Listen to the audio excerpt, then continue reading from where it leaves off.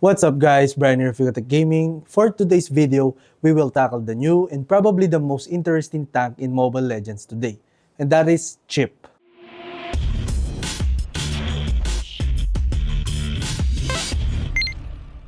Hardcore gamers are always on the lookout for new heroes and how to make them shine.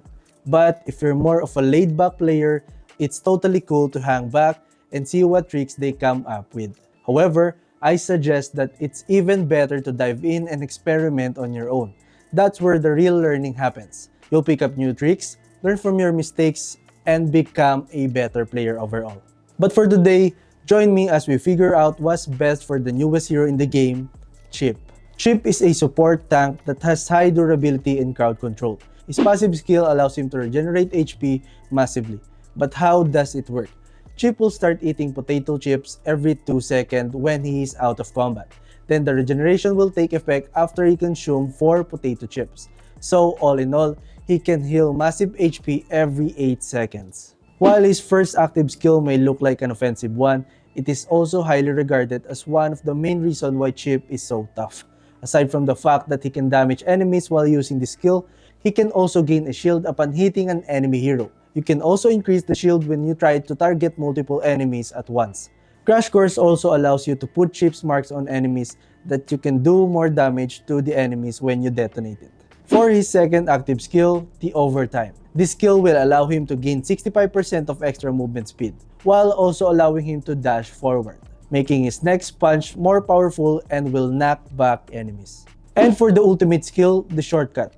Chip will drop the main portal to an enemy hero dealing magic damage and slowing down the enemy that will be hit by it.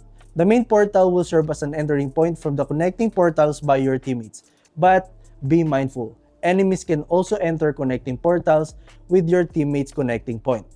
So make sure to use it wisely because most of the time you don't know the location of your enemies.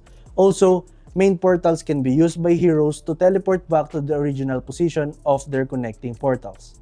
Lastly is the bonus skill. Why Walk? Chip has 4 fixed beacons on the map as early as the game starts. You can easily use it to go beyond these 4 locations. And of course, gank enemies and help your teammates. Now let us go with the preparations. For the spell, I suggest that you should pick the Flicker spell. In most cases, since you are the tank of your team, your role is to gank the enemies and help your teammates to snowball them. It will be a big help if you can surprise the enemies with the help of the Flicker spell. Also, this is good to help you evade enemies when needed. Now for the Emblem, I suggest that you follow this setup. First, get the Firmness for additional physical and magic defense. Tenacity for extra sustainability every time your HP drops 50%. And lastly, Concussive Blast for additional offensive power. For the items, there is no fix with this one, and I know that you know it too. Building items in tank heroes is always situational. It will always depend on the enemy's lineup. If the enemy's lineup consists of many magical heroes, you should gear up Chip with magic defense items. But if the enemy's lineup is mostly offensive heroes, by all means, get physical defense items as much as possible. Lastly is for the tips and tricks. Chip has the potential to be a very effective tank in the game. He can sustain massive damage, crowd control the enemies, and of course roam at the same time. But you should be wise about using his abilities because it can also lead to your loss. My advice is for you to maximize his beacons. You should roam as early as possible since he can go from the bottom lane going to the top lane in just a blink of an eye.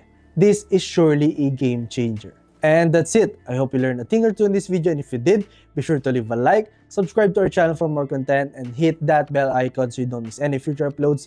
This has been Brian, and see you again on the next one.